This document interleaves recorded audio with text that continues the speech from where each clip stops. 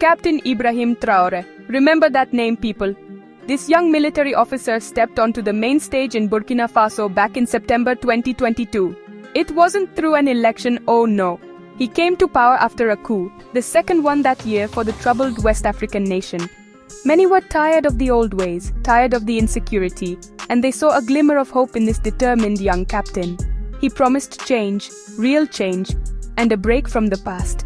He said he would tackle the problems head-on, starting with the scary security situation that had gripped the country for far too long, making daily life a nightmare for so many ordinary Burkinabé citizens who just wanted peace.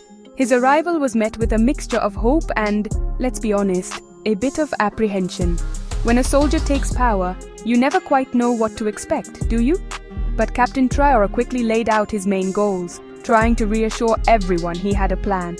First and foremost, he declared war on the terrorist groups causing chaos. Security was his #1 priority, he said. Then, he spoke about shaking things up in terms of who Burkina Faso calls its friends, looking for new alliances that he believed would better serve the nation's interests.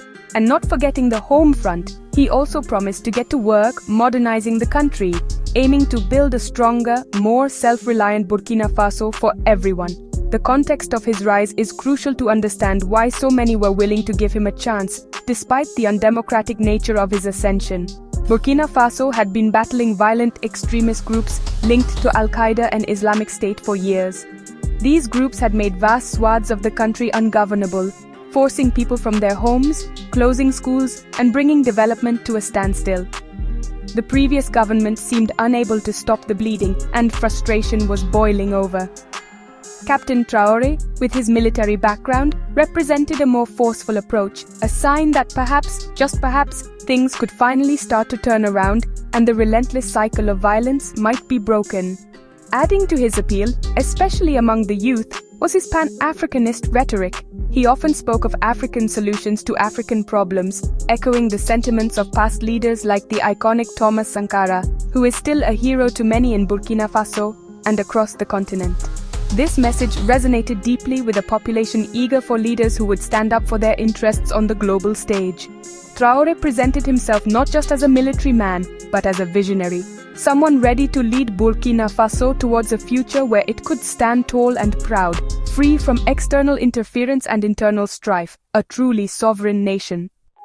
One of Captain Traoré's most significant moves has been to completely overhaul Burkina Faso's foreign policy.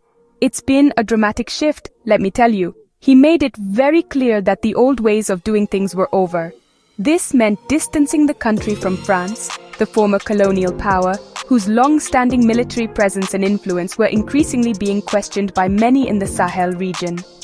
Alongside this, Burkina Faso, under Traoré's leadership, also decided to walk away from the Economic Community of West African States, or ECOWAS, in January 2024. This was a bold statement, signaling a clear intention to chart a new independent course, free from what they saw as the bloc's unhelpful interference.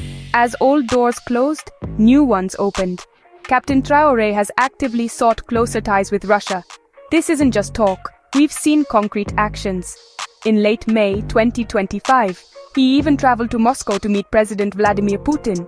The discussions, we are told, centered on cooperation, especially in the security domain, to help fight those pesky Islamist insurgents. This pivot towards Russia is part of a wider trend in the Sahel, with countries looking for new partners to help them tackle their security challenges.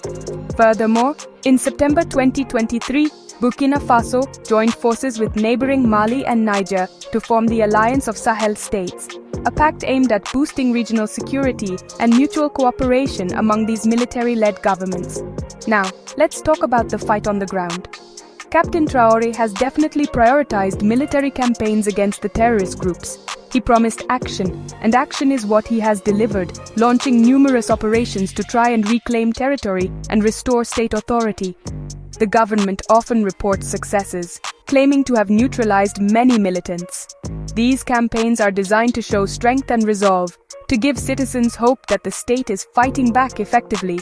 the military has been equipped with new gear and there's a strong push to recruit more soldiers, bolstering the ranks to take the fight to the enemy across the vast and challenging terrain of the nation. However, despite these intensified military efforts, the security situation remains incredibly tough. It's a brutal, ongoing struggle. As of May 2025, reports suggest that a staggering 40% of Burkina Faso's territory is still outside of government control, effectively dominated by these extremist groups. Attacks on both civilian and military targets continue, leading to more deaths and displacement. The challenges are immense. The groups are well entrenched, the borders are porous, and the humanitarian crisis deepens with each passing month. It's clear that military might alone might not be enough to win this complex war, and lasting peace seems a distant prospect for many affected communities. Beyond the battlefield and international diplomacy, Captain Traoré's administration has also turned its attention inwards, focusing on domestic reforms aimed at strengthening the nation from the ground up. A key area here is the economy. There's a big push to boost local industries and reduce reliance on imports. This means trying to get factories running, supporting local entrepreneurs, and encouraging the production of goods within Burkina Faso. The idea is to create jobs, keep money circulating within the country, and build a more resilient economy that can withstand external shocks. This focus on self-sufficiency is a popular message, especially when coupled with the broader Pan-African vision of economic independence. Another significant area of reform is the military itself. It's not just about sending soldiers into battle, it's also about modernizing the armed forces and making them a more effective and professional fighting unit. This involves investment in better training, acquiring new equipment, some of which is now being sourced from new partners like Russia, and restructuring the command systems. The aim is to build an army that is not only capable of defeating the insurgents, but also one that commands the respect and trust of the population. This internal strengthening is seen as crucial for the long-term stability and sovereignty of Burkina Faso, ensuring it can defend its own borders and people. Captain Traoré often frames these efforts within his broader Pan-Africanist ideology. He frequently invokes the spirit of Thomas Sankara, the revolutionary former leader of Burkina Faso, who championed self-reliance, anti-imperialism, and African unity. This rhetoric strikes a chord with many, particularly young Africans, who are disillusioned with the status quo and inspired by leaders who speak of dignity and sovereignty. By presenting his reforms as part of a larger struggle for African emancipation, Traoré has managed to galvanize significant support both at home and across the continent, positioning himself as a new voice for a more assertive Africa on the world stage. This combination of bold reforms and powerful Pan-African rhetoric has certainly boosted his popularity, especially among the youth who see him as a dynamic and decisive leader. They are drawn to his youthfulness, his apparent fearlessness in challenging established powers, and his promises of a brighter future. Social media is often abuzz with support for his actions, portraying him as a savior figure. This popularity provides him with a strong base of support, which is crucial as he navigates the complex internal and external pressures that come with leading a nation in crisis. However, this wave of popular enthusiasm does not mean his path is without significant obstacles or dissenting voices. While Captain Traoré's decisive actions and patriotic speeches have won him many admirers, his leadership is not without serious criticism, particularly concerning human rights. International organizations like Human Rights Watch have raised grave concerns.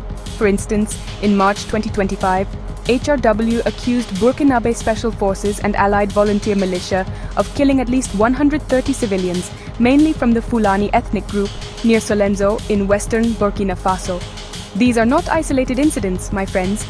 HRW has documented other attacks and alleges that some of these actions might even constitute war crimes, a very heavy accusation indeed for any government to face. The government in Ouagadougou has consistently dismissed such reports from Human Rights Watch as baseless, though it also maintains that all allegations of human rights abuses by its forces are systematically investigated. However, the persistence of these accusations casts a dark shadow over the military's campaigns. The fight against terrorism is undoubtedly challenging, but it cannot come at the cost of innocent lives or be used as a pretext for targeting specific ethnic communities. There are also growing concerns about authoritarian tendencies under Traoré's leadership. with reports of restrictions on free speech and a shrinking space for dissent, which worries those who value democratic principles. So what is the impact so far? Captain Traore has undeniably shaken things up. He has projected an image of strength and determination, making bold foreign policy shifts, particularly with the new alliance with Russia and the break from France and ECOWAS. He has also pushed for domestic reforms aimed at strengthening the army and boosting local industries, all while championing a Pan-African vision.